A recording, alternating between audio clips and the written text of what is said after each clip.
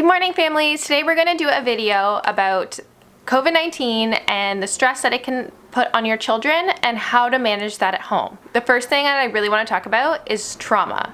So, though it doesn't seem like being stuck at home could be such a traumatic event for a child, but have this constant sense of unknowing could be really traumatic for a child.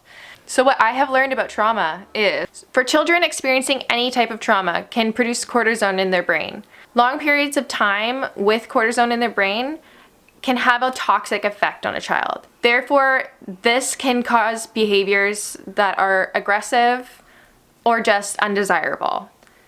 This is the fight, flight, or freeze response. It is important to help your child through these feelings in a positive way, because the more negative you are dealing with it, the more cortisone gets built up in their brain. The key thing is not to take anything personally.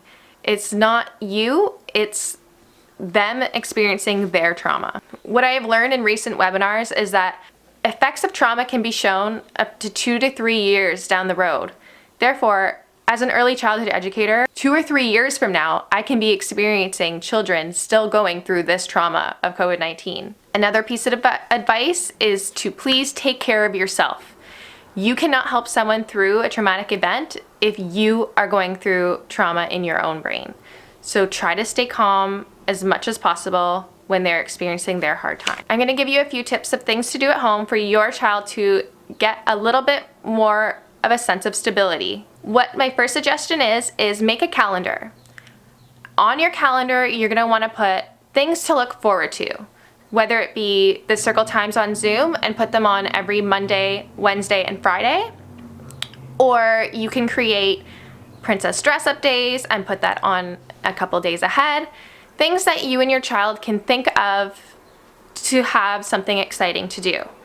Therefore, this lifts up their mood and gets them excited about what's coming next. A big mistake that a lot of educators make is projecting their own feelings onto a child. For example, if your child is sitting in the corner like this, and you go, "Oh, Bobby, are you angry?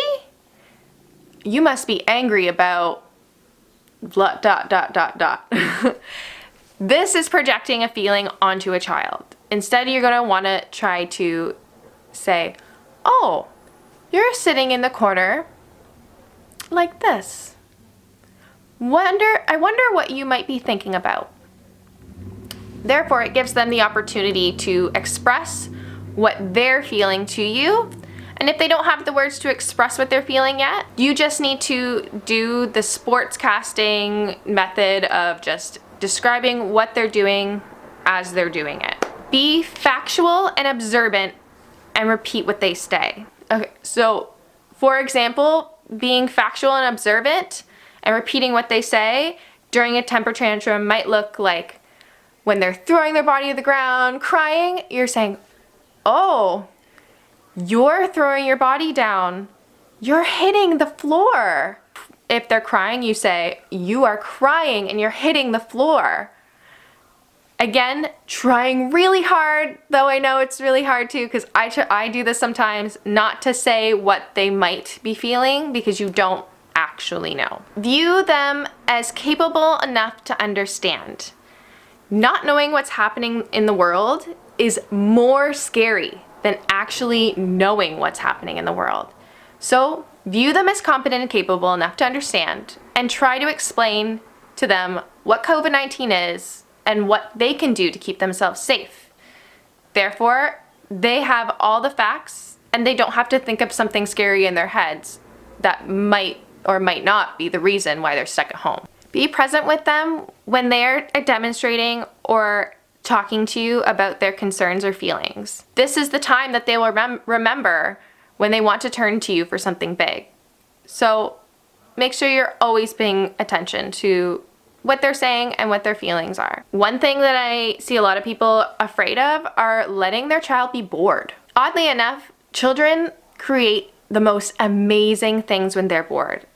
And everyone is uncomfortable with that little bit of feeling in between.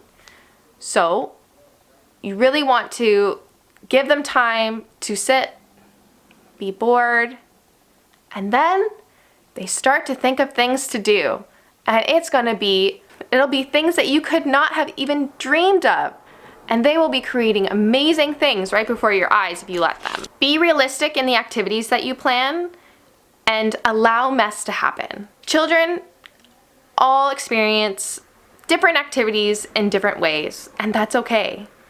It's allowing them to get messy and explore. For example, one day in my class, I had some watercolors sitting out, and some children dipped the paintbrush in the water, dipped the brush into the paint, and then painted on the paper.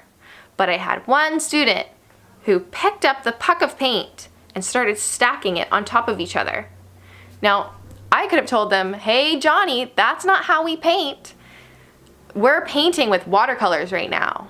But instead, I said to him, oh, I noticed that you're building with the watercolors. I wonder how tall you can make the tower. I wonder how many pucks you can stack on top of each other.